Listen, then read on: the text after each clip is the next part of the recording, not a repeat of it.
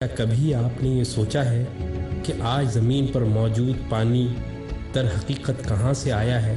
کیا یہ ہمیشہ سے زمین پر موجود تھا یا یہ کہیں اور سے نازل ہوا ہے؟ لیکن اصل حقیقت کیا ہے؟ آئیے ہم آپ کو دکھاتے ہیں۔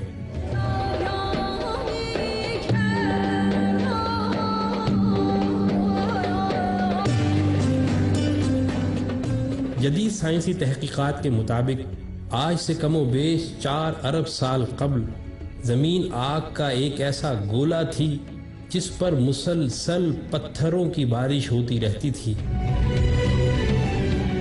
اور یہ سلسلہ اس وقت بھی جاری رہا جب وہ ٹھنڈی ہو گئی۔ تب پانی سے بھرا ہوا ایک عظیم الشان شہاب ثاقب زمین سے ٹکرایا تھا۔ اس کومٹ پر حیرت انگیز طور پر اتنا ہی پانی تھا جتنی زمین کو ضرورت تھی، اور پھر مزید حیرت کی بات یہ کہ زمین سے اتنی ہی قوت سے ٹکرایا کہ پانی خلا میں بکھرنے کے بجائے زمین پر ٹھہر گیا۔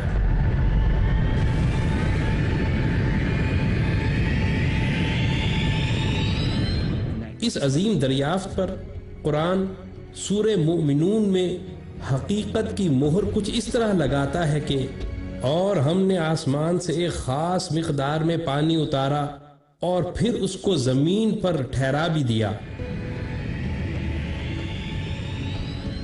پھر ایک قدم آگے بڑھ کر سائنس اس کومٹ کی حیت پر کچھ اس طرح روشنی ڈالتی ہے کہ وہ ایسی چٹان تھی جس میں سے پانی کے فوارے پھوٹ رہے تھے، گویا نہریں نکل رہی ہوں، اور وہ ایک خاص نظام کے تحت زمین پر آ گرا۔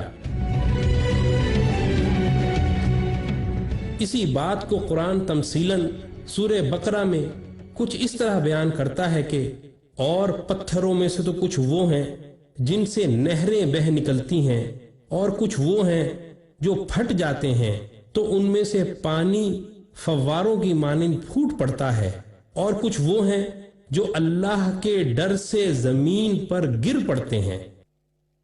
پھر سائنس ایک اور انکشاف یہ بھی کرتی ہے کہ اس کومٹ سے زمین پر منتقل ہونے والے پانی نے نہ صرف پوری زمین کو اپنی لپیٹ میں لے لیا تھا بلکہ زندگی کا آغاز بھی اسی پانی سے ہوا تھا۔ حیرت انگیز طور پہ قرآن تمثیلی انداز سے سورہ ہود میں اس حقیقت کو کچھ یوں بیان کرتا ہے کہ اور اس وقت اللہ کا عرش پانی پر تھا۔ مزید تفصیل سورہ انبیاء میں کچھ یوں ہے کہ اور ہم نے ہر جاندار کو پانی سے پیدا کیا ہے۔ اس کے بعد سائنس کسی ایسے دور کی طرف اشارہ کرتی ہے جس کو وہ برفیلا دور یعنی آئس ایج کہتی ہے، اور اس برف کی وجہ بھی کوئی برفیلا شہاب ثاقب ہی تھا۔ اور اس عظیم حقیقت کو بھی قرآن سورہ نور میں یوں بیان کرتا ہے کہ اور وہ آسمان سے جو ان میں پہاڑ ہیں ان سے برف برساتا ہے، اور ابھی حال ہی میں اربوں کھربوں میل دور خلا میں پانی کا اتنا عظیم ذخیرہ دریافت ہوا ہے جو زمینی پانی سے اربوں کھربوں گنا بڑا ہے، اور ساتھ ہی زمین کے 300 کلومیٹر نیچے بھی پانی کے عظیم ذخائر کے شواہد ملے ہیں۔ اور حیرت انگیز طور پر اس حوالے سے بھی قرآن سورہ طٰہٰ میں کچھ اس طرح اشارہ کرتا ہے، اور اسی کا ہے جو آسمانوں میں ہے اور جو زمین میں ہے اور جو ان دونوں کے درمیان ہے اور جو کچھ تحت الثری یعنی گیلی مٹی کے نیچے ہے۔ کوئی بتائے کہ وہ کون سی ٹیکنالوجی تھی اور وہ کون سی سائنس تھی جس کی بنا پر قرآن نے اس وقت انسانیت کو وہ حقائق بتا دیے جن کی تصدیق آج کی سائنس کرتی چلی جا رہی ہے۔